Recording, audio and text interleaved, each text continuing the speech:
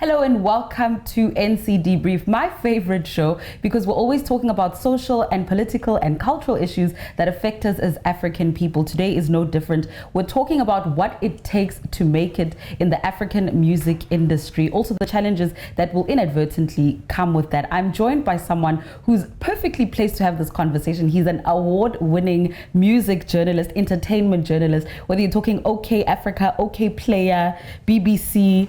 I'm not going to continue to list them because some of these are our competitors. Thank you so much for joining us, though. Thank you. Thank you for inviting me on the show. Yeah, and a little bit later, we're hoping to be joined by Joeboy, who's dropped his EP today, Love and Light. And we're going to be talking to him because he really is someone who's blown in the past, say, year, 2 years. So we're going to be talking to him about the challenges that come with that, but also how that journey has been for him. But okay, so you are generally considered the plug when, we're thinking about who's about to blow, who the next artist is to look out for. What are some telltale signs for you? How do you know someone has the makings of a star? Nobody really knows who is going to blow. Yeah. That's something in the industry that anybody who tells you you're going to blow, that person is basically prophesying or selling you snake or trying to get your money. But what people over the years I've spent in the industry, what people tend to do is you look out for the people with what we call it. It could be in form of a vocal, it'll be in form of a story, it'll be in form of branding, or it'll be a Venn diagram that has all of these things, and then there's an intersection, and that's something that people could sell, something that people could work with, if it's the sound, if it's your looks. But yeah, that's what it is. That's what it is. But nobody would know when you will blow or who will blow. You're just going to be more open to blowing. And I think also because we're finding that there's so many artists, there's so much to choose from, it's also important to have a machine that's at work to ensure that it is consistent. But do you feel like our artists understand that, the importance of A&R, marketing and sales, management, PR? Do they get it? Are they starting to really get into that swing of things? There's two types of artists. There are the artists who just want to make music. Those ones are hands-off people. Yeah. And then there are the others who want to be businessmen also with the art. And both sets of artists are fine. But a lot of the time what we tend to discover are artists who do not understand work ethic. Because, no matter how much you create a team around the person. You give them an A&R, you put them in a studio, you get someone to style them, you get someone to run their publicity, you try to plug them in a lot of markets, and then you develop them, develop their talent, develop their stagecraft, all of those things. And all of those things need to happen if the artist wants it to happen. So your work ethic, your behavior towards your business, all of these things. It matters. It matters even more than the art itself, because all these things don't matter if the person cannot take advantage of it, if the person does not avail themselves or does not work in synergy with whoever's funding it or whoever's investing in your career. So every artist at the level, playing at any level that involves pop culture or the mainstream, they understand this, they understand the workings of the system, but are they ready to work with the system? That's the question. Okay, so we're speaking about, I think here we're speaking about mainstream artists, but you like, the Alte movement, you're a fan of Lady Donley, and Santi and Lady Donley I'm going to speak about specifically here. They seem to have found that balance between understanding your sound, and it's unique and it's different, and you're speaking to perhaps an alternative crowd, but at the same time, the work ethic that they're putting into it is almost the same as somebody who's trying to make mainstream success. How are you striking that balance? For Donley, I met Donley 4 or 5 years ago. I discovered her on SoundCloud, and then she was not in this country. She was in the UK. She was trying to get a degree in the UK, but her music was on SoundCloud. And while digging for, a new sound, we met a lot of them, Odunsi, Donley, Santi, Remy Bargains, all the old tech crowd. What struck me with Donley at the start was she was a soul artist. So right now she's doing a lot of Africa. Her A&R team have moved out, and her art direction. I had a conversation we had 2 weeks ago. Her art direction has moved towards Afro sounds. But way back it was soul. For Santi was a rapper. Yeah. He was an underground rapper. He did all his raps, and then after a while he progressed. Finding your sound is a journey for artists. Take for example, Wizkid was a rapper once too. He was once upon a time he was Lil Prince. So everybody has the artistic journey, and a lot of it is development. You know, you get an artist comes in, and then you say, okay, this artist has something that can be worked with. What an A&R would do, or what a good label structure would do, would say, they'd say, okay, let's put him in development. Like look at Rema. Rema was put in development for over a year in Lagos here. Let's put him in development, we'll work on your sound, we'll push it, we'll refine it, we'll formalize it, and we'll get the best possible version of art that can be sold. So finding the balance of your art is more of, it's a journey. Nobody knows it. There's no manual for it. You can only just keep working to improve. I've had artists who started off as singers, as rock singers, and now they're doing mainstream music.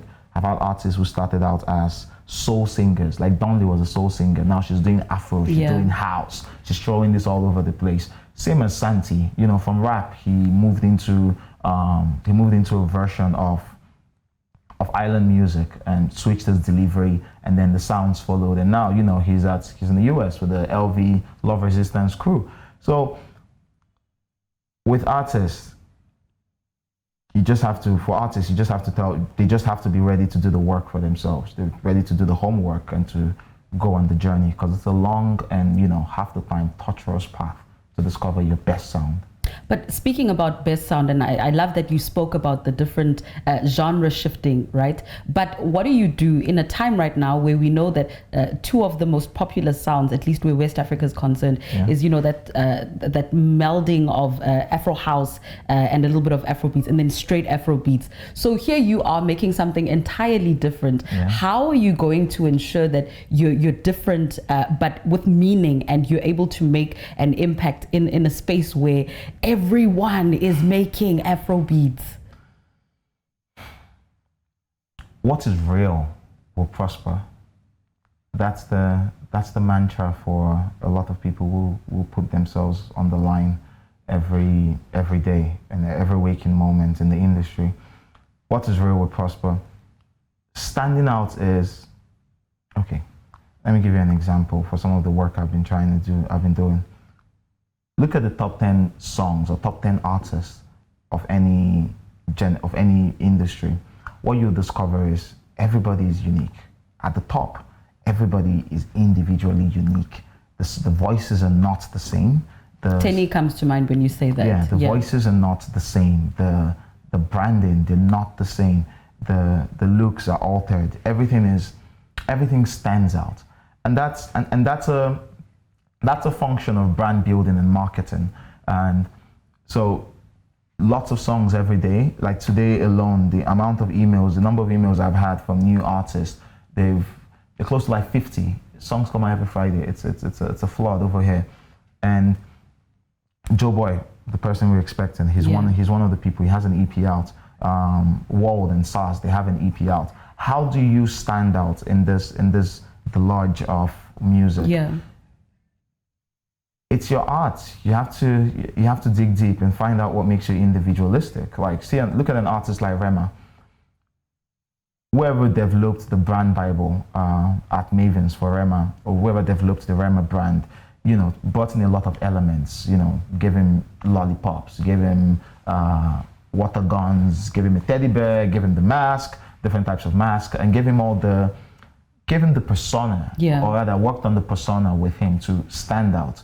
So it's the same for everything. You have to make a conscious decision, not just to stand out, you know, but to stand out in a way that makes sense for your business, to stand out in a way that connects, to stand out in a way that people can relate to you, relate to your art, and come to you. So it's work, but once you find it, you can market it and amplify it as much as possible, and that stands you out. Okay, so you're speaking here like someone who truly understands the business of music, but there are many, okay, who feel like, I've got my SoundCloud page, I've got my Instagram followers, and you know, I'm gonna fight the system, man. I'm gonna do it against the system. I'm gonna go against the grain. What do you say to someone like that who believes that as long as they've got the streams going for them, and as long as they've got the following on SoundCloud and say 1-2 gigs in their local city, they're fine. Is that delusional, or is that just a different kind of artist, and that's fine too? The best artists are the artists who challenge the system. I remember when Mr. Easy blew from the most unorthodox way. He blew from the internet, especially in this market, Nigeria. He blew from the internet. People discovered Skin Tight, and it got played online, and eventually mainstream media picked it up. They amplified it, and it got to this point. Being a rebel is a good look to have. It's a good ideal, because you want to change the status quo. It's the rebellion that created Altair, that created the counterculture that Altair became. But this counterculture is powered by a machinery. Yes, and I'm getting to that. But at every point in time, for you as an artist, there's an industry. Yeah. There's an ecosystem with lots of moving parts. And you as an artist, you're just one person with a small team, and you got SoundCloud, you can do your guerrilla marketing, but to get to the height, to get to the point where millions of script, as an artist, you have to have ambition, and your ambition should be putting more ears to your music, selling shows, playing in different cities, trying to flog your music to as far as possible. And no matter how rebellious you are, no matter how individualistic and lonesome you are, and you have ideals of taking on the system, there's no way you can progress beyond a certain level if you don't collaborate. Yeah. Because you need money. You need access to platforms. I want to stop you there, because on collaboration, we're talking about making it in Africa, right? Yeah. And I want us to talk about what it means when we're talking about making it in Africa. Do we just mean my little locale, or do we really mean, the crossover appeal that we've seen many West African artists have? So I want to have that conversation with you. But before we do that, we're going to take a short break. Our beloved guest, Joeboy, has arrived, but we're going to take a very short break. Tell us what you think. If you're watching right now on IG, remember to use our hashtag #NCDebrief and tell us what your thoughts are on making it in Africa. If you want to make it in Africa, this is your guy. He's an oracle of information. Let us know what your thoughts are. Ask the questions that you have about making it in the African music space. We're going to take a very short break, after which we're joined by Joeboy as well. Remember to use our hashtags. We continue the conversation after this. Stay with us.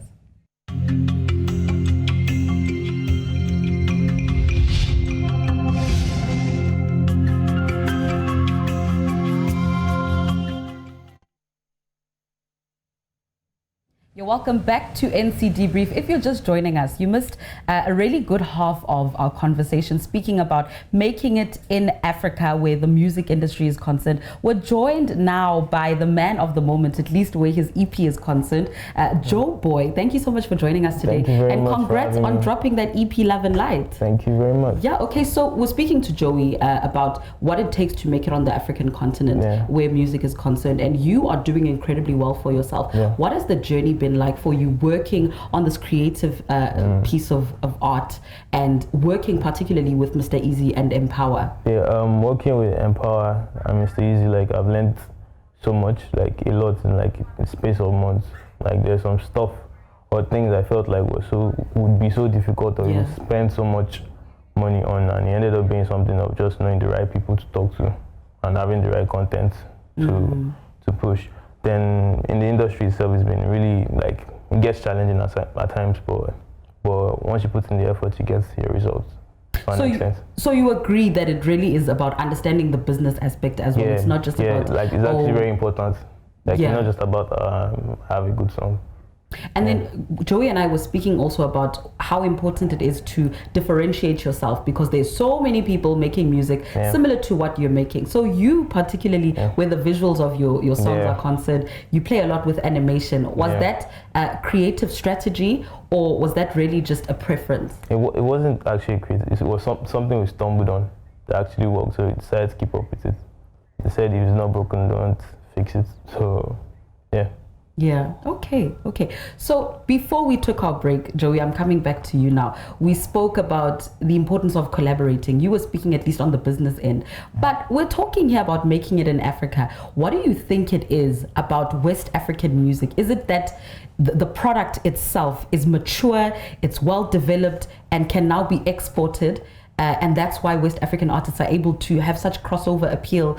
The rest of the continent, the globe, compared to my South African artists who, you know, are still struggling. They'll go to East Africa or West Africa, 2 or 3 people there, and they're like, who's this guy? Why do you think West African music has such exportable appeal? 2 things. We have the best music. Okay. Yes. It's not. We're not bragging. It's a statement of fact. Oh boy. Yeah. Look at the top 10 songs from Nigeria, and look at the top 10 songs from other territories, and you discover the difference. It's sweeter. It's better to dance. It moves you more. It connects better with you. You know, it's sweet, literally. And then the second reason is distribution. We have hacked distribution, knowing that people digitally and in other parts. Knowing that people love our sound, we found a way to take the music to them. Even while marketing, we found a way to target these places. Our music travel. We deliberately make our music travel. And we collaborate. We put ourselves in other markets, and we try to get more, and we try to collaborate, build a fan base, build a market share, and then move. So we are nomads. We're artistic nomads, and that's something that helps us a lot. Do you see yourself now that, you know, I don't think you're about to blow anymore. You have blown, Sha. So I'm blowing. You're still blowing. Okay, so do you see yourself working with other African artists? What is the game plan? Yes, because people are watching now and they want to know what your formula has been. Yeah, so like next move for me is to start, like, I don't want to use the word conquer, start spreading my music through Africa. Like there are some artists I'm going to work with in Kenya, Uganda, Zimbabwe, Zambia, like every single country I'm touring, I'm making sure I'm working with at least one person from that particular area. Yeah. And then just doing shows as well, because that's shows. An important part of your that's success, like very right? important. Like after your song like travels to those parts is very like it actually like stamps you there once they see you in person. Okay, this guy is actually a human being, he's real. So okay. Just speaking about that, you know, how do you strike a balance between the streaming that brings success to you, but also all important ticket sales, making sure you're doing your shows, getting word out there about the work you're doing? It's down to marketing and promotion. Down to it.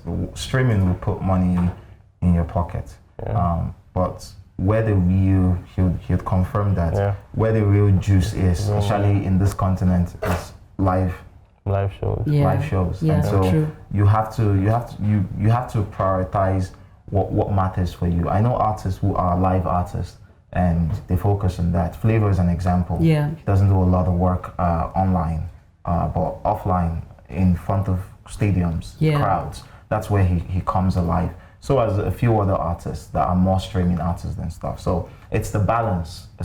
Finding what works for you, finding what works for your business, and what advances your career, and focusing on it. Okay, so you spoke when we started the conversation about knowing when to speak to the right people, right? So many artists, and they don't say this because you don't want to burn bridges. Many artists find themselves being scammed as they start their journeys. What is the biggest scam? Speaking, from artist to artist, whoever's watching, what is the biggest scam? How can people avoid it? I think the biggest scam is, when it comes to blogs, like you bring 50K where people put your song on our platform, and you still can't monitor like the number of people actually listening to your music. Or you just, my song is on, I don't want to say name, my song is on so blog. That means the music is moving. And some people like the way it is, like I might be scrolling through that blog and I see a song and I don't know the artist or I don't know the person. I won't download it because I don't know who you are and I didn't save my MB. So I think to me that was like one of the biggest scams like I used to witness. Okay, and unfortunately we have to wrap up our conversation, but just finally on Love and Light, or just what Joeboy is doing, let our people know what they need to know about the work that you're doing and where they can find you. So I just dropped my latest EP, extended playlist, Love and Light, today. It's out on everywhere. You can connect with me on all social media platforms at Facebook, social media, Instagram, Twitter at Joeboy Official. Check me out on SoundCloud at Joeboy Official. So on all platforms, Joeboy Official. Thank you very much for supporting my music. I love you guys. Joeboy there. Thank you, gentlemen. Thank you, Joey, for joining me. We never have enough time when we're having these debriefs. Remember, oh my God, my producer is being corny and asking you to sing something. Okay, so what song should I sing? Baby. The request is Baby.